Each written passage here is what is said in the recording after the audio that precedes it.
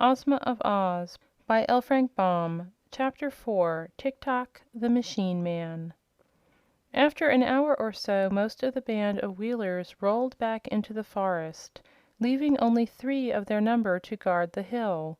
These curled themselves up like big dogs and pretended to go to sleep on the sands, but neither Dorothy nor Billina were fooled by this trick, so they remained in security among the rocks and paid no attention to their cunning enemies. Finally the hen, fluttering over the mound, exclaimed, "Why, here's a path!" So Dorothy at once clambered to where Billina sat, and there, sure enough, was a smooth path cut between the rocks. It seemed to wind around the mound from top to bottom, like a corkscrew, twisting here and there between the rough boulders, but always remaining level and easy to walk upon.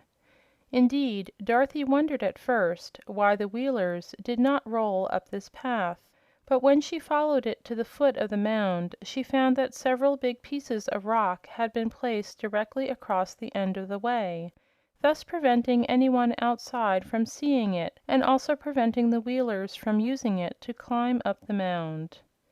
Then Dorothy walked back up the path and followed it until she came to the very top of the hill, where a solitary round rock stood that was bigger than any of the others surrounding it. The path came to an end just beside this great rock, and for a moment it puzzled the girl to know why the path had been made at all. But the hen, who had been gravely following her around and was now perched upon a point of rock behind Dorothy, suddenly remarked, "It looks something like a door, doesn't it?" "What looks like a door?" inquired the child. "Why, that crack in the rock just facing you," replied Billina, whose little round eyes were very sharp and seemed to see everything. "It runs up one side and down the other, and across the top and the bottom." "What does?" "Why, the crack. So I think it must be a door of rock, although I do not see any hinges." "Oh, yes," said Dorothy, now observing for the first time the crack in the rock. "And isn't this a keyhole, Billina?" pointing to a round, deep hole at one side of the door. "Of course. If we only had the key now, we could unlock it and see what is there," replied the Yellow Hen. "Maybe it's a treasure chamber full of diamonds and rubies, or heaps of shining gold, or—" "That reminds me," said Dorothy, "of the golden key I picked up on the shore. Do you think that it would fit this keyhole, Billina?" "Try it and see," suggested the hen. So Dorothy searched in the pocket of her dress and found the golden key, and when she had put it into the hole of the rock and turned it, a sudden sharp snap was heard. Then, with a solemn creak that made the shivers run down the child's back, the face of the rock fell outward like a door on hinges, and revealed a small dark chamber just inside. "Good gracious!" cried Dorothy, shrinking back as far as the narrow path would let her. For standing within the narrow chamber of rock was the form of a man, or at least it seemed like a man in the dim light. He was only about as tall as Dorothy herself, and his body was round as a ball and made out of burnished copper. Also his head and limbs were copper, and these were jointed or hinged to his body in a peculiar way, with metal caps over the joints, like the armor worn by knights in days of old. He stood perfectly still, and where the light struck upon his form it glittered as if made of pure gold. "Don't be frightened," called Billina from her perch. "It isn't alive." "I see it isn't," replied the girl, drawing a long breath. "It is only made out of copper, like the old kettle in the barnyard at home," continued the hen, turning her head first to one side and then to the other, so that both her little round eyes could examine the object. "Once," said Dorothy, "I knew a man made out of tin who was a woodman named Nick Chopper. But he was as alive as we are, 'cause he was born a real man and got his tin body a little at a time, first a leg and then a finger and then an ear, for the reason that he had so many accidents with his axe, and cut himself up in a very careless manner." "Oh!" said the hen, with a sniff, as if she did not believe the story. "But this copper man," continued Dorothy, looking at it with big eyes, is not alive at all, and I wonder what it was made for, and why it was locked in this queer place." "That is a mystery," remarked the hen, twisting her head to arrange her wing feathers with her bill. Dorothy stepped inside the little room to get a back view of the Copper Man, and in this way discovered a printed card that hung between his shoulders, it being suspended from a small copper peg at the back of his neck. She unfastened this card and returned to the path where the light was better, and sat herself down upon a slab of rock to read the printing. "What does it say?" asked the hen, curiously.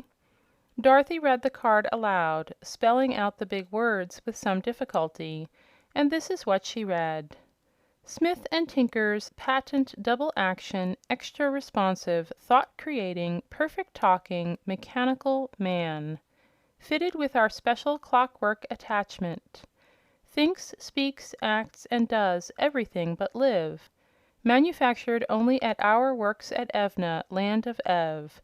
All infringements will be promptly prosecuted according to law." "How queer!" said the Yellow Hen. "Do you think that is all true, my dear?"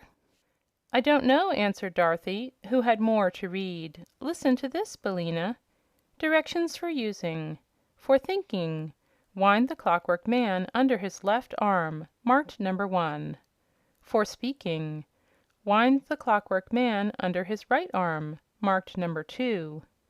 For walking in action, wind clockwork in the middle of his back, marked number 3. N.B. This mechanism is guaranteed to work perfectly for 1,000 years. "Well, I declare!" gasped the Yellow Hen in amazement. "If the Copper Man can do half of these things he is a very wonderful machine. But I suppose it is all humbug, like so many other patented articles." "We might wind him up," suggested Dorothy, "and see what he'll do." "Where is the key to the clockwork?" asked Billina.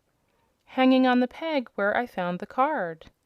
"Then," said the hen, "let us try him and find out if he will go.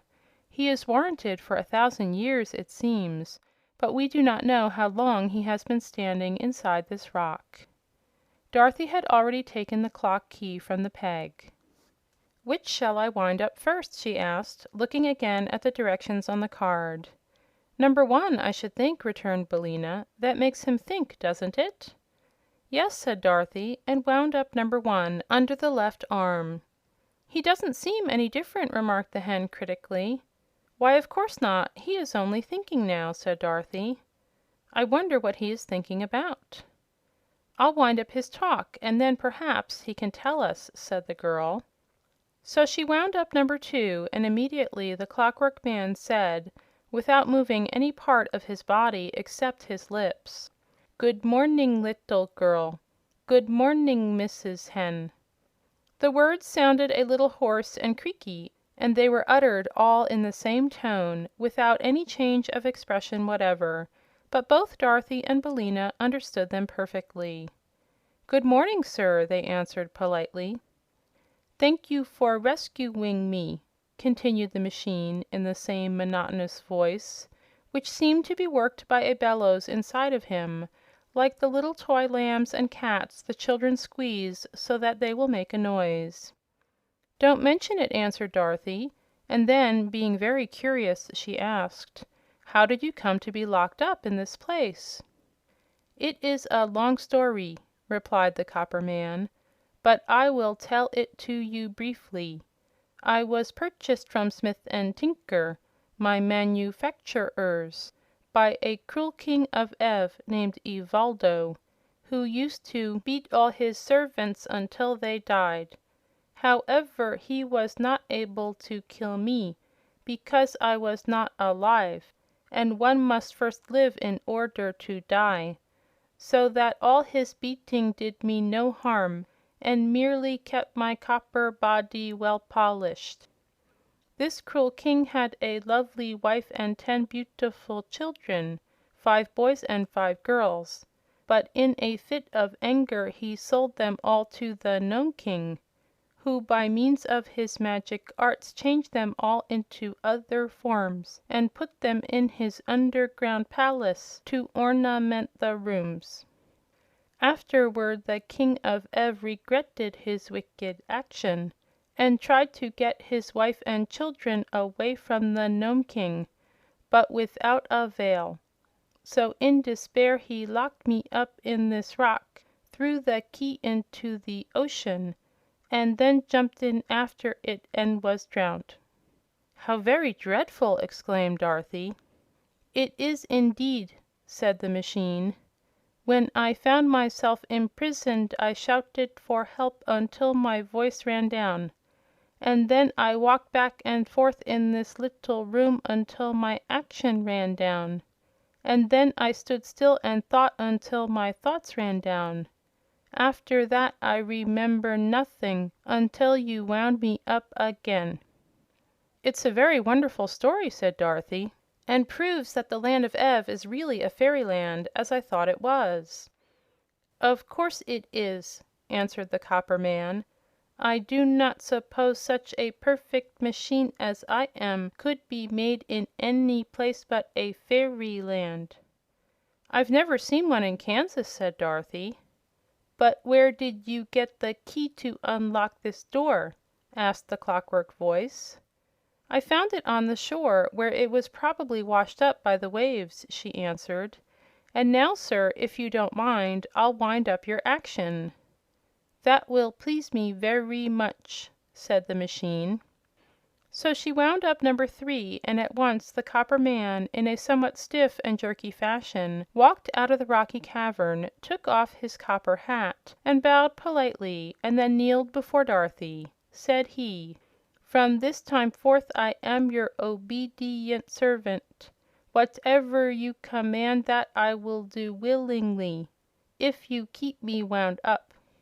"What is your name?" she asked. "Tik-Tok," he replied.